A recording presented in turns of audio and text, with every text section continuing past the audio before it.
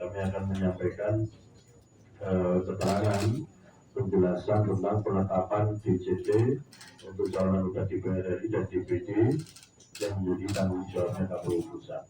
Nah, untuk penetapan DJT anggota DPR di provinsi itu yang melaksanakan penetapannya adalah KPU Provinsi.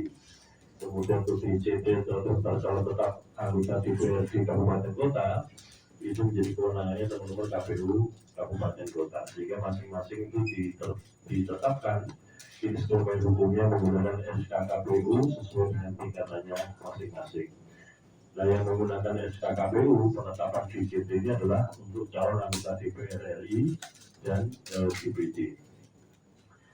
Daftar calon tetap atau DJT anggota DPR, DPD provinsi, DPD kabupaten kota dan juga DPD atau sering dikenal dengan daftar calon DJT adalah daftar calon tetap yang memuat nomor urut partai politik peserta pemilu, nama partai politik peserta pemilu, tanda gambar partai politik peserta pemilu, nomor urut calon, foto diri terbaru calon dan nama lengkap calon. Nah, untuk daftar calon tetap anggota DPD yang selanjutnya disebut DJT anggota DPD adalah daftar calon tetap yang memuat nomor calon, nama lengkap calon yang disusun berdasarkan urut abjad, pas foto diri terbaru calon, jenis kelamin dan kabupaten kota tempat tinggal calon, dan tentu saja daerah pemilihan di masing-masing provinsi. Berdasarkan peraturan KPU nomor 10 tahun 2023 tentang pencalonan anggota Dewan Perwakilan Rakyat, Dewan Perwakilan Daerah Provinsi dan Dewan Perwakilan Daerah Kabupaten Kota, dan peraturan KPU nomor 11 tahun 2023 tentang pencalonan perseorangan peserta pemilu anggota DPD, KPU menyusun dan menetapkan daftar calon tetap anggota DPR dan DPD untuk pemilu serentak pada tanggal 3 November 2023. Sebagai informasi dan penjelasan, ini mereview yang sudah kita lakukan ya.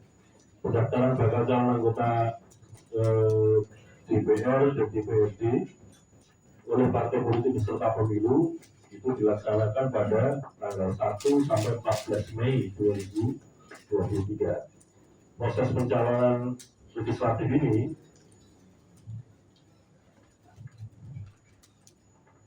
adalah pintu awal dari penyelenggaraan pemilu anggota DPR dan DPRD.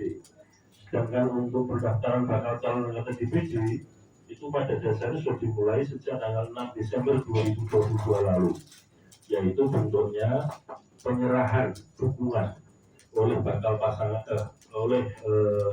perseorangan bakal calon anggota DPD itu sudah Desember yang lalu, sehingga kemudian itu dipenuhi dulu sebagai syarat pencalonan masing-masing, didukung oleh sejumlah pemilih sesuai dengan jumlah penduduk di provinsi masing-masing, kuotanya diatur di undang-undang. Bagi yang sudah memenuhi syarat pencalonan itu digunakan bekal untuk mendaftarkan diri sebagai calon DPD pada tanggal 1 sampai 14 Mei 2023 di masing-masing KPU provinsi. Walaupun mendaftarkannya di KPU provinsi dan kemudian verifikasi syarat pencalonan dan syarat calon oleh KPU provinsi, tapi kewenangan untuk menetapkan DJT DPD oleh KPU pusat.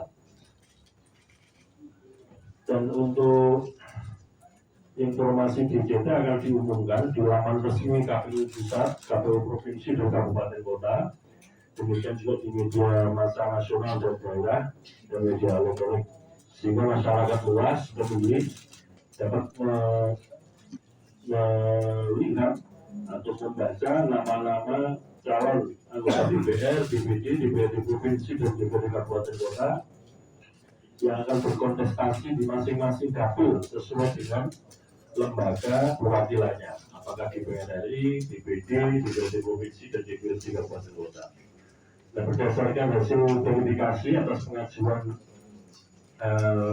pengajian calon sementara anggota DPR dan DPD pada pasca masukan dan tanggapan masyarakat dan juga pemeriksaan akhir ya rancangan DJT itu datanya sebagaimana berikut. Untuk daftar calon tetap anggota DPR RI untuk pemilu 2024 gambarannya ya.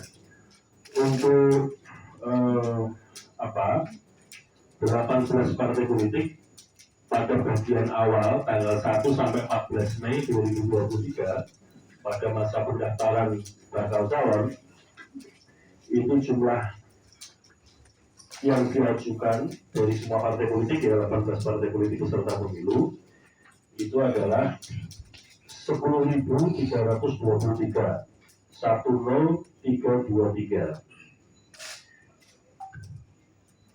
Kemudian pada waktu pengumuman penetapan dan pengumuman DCS daftar calon sementara itu yang kemudian ditetapkan sebanyak 10.185 10185 calon anggota DPR dan juga DPD.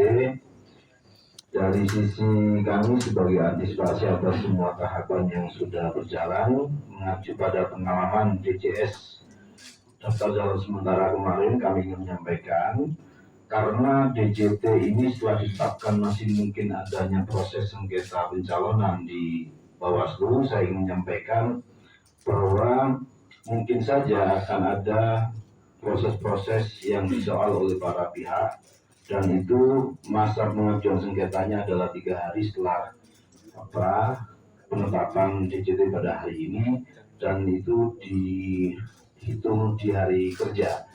Jadi kalau kita hitung di hari kerja, para pihak yang kemudian menyoal atau sengketa pencalonannya bisa mendaftarkan atau bisa melakukan gugatan pencalonan, sengketa pencalonan mulai tanggal 6, 7, dan 8. Dan setelah itu proses-proses lanjutan dari apa yang kita maksud dengan penyelesaian sengketanya adalah 12 hari kerja. Di sebelum proses itu akan ada mediasi. Yang ingin saya sampaikan ke teman-teman sekalian, berangkat dari pengalaman DJS kemarin, kami menyampaikan pengalaman kami di DJS untuk calon DPR RI itu 0 kasus untuk sengketa pencalonan. Jadi untuk calon DPR RI 0 kasus, untuk calon DPD RI ada 1 kasus kalau nggak salah. Kemudian untuk calon DPR provinsi dan DPRD kabupaten kota itu di bawah 1% dari total jumlah calon sementara yang waktu itu masuk dalam daftar calon sementara. Tentu kami berharap teman-teman sekalian daftar calon tetap dimasukkan oleh KPU ini sudah benar-benar sesuai dengan seluruh prosedur dan syarat calon yang memang kami pedomani, dan dari semua proses ini kami ingin menyampaikan terima kasih yang setinggi-tingginya kepada seluruh jajaran kami di KPU, baik di KPU RI, KPU Provinsi, dan KPU Kabupaten Kota yang sudah menteliti, sudah meneliti, mencermati. Kami tadi terakhir sudah menandatangani berita acara, melihat bagaimana proses-proses sampai kemudian menjadi daftar calon tetap ini membutuhkan ketelitian dan kerja yang luar biasa.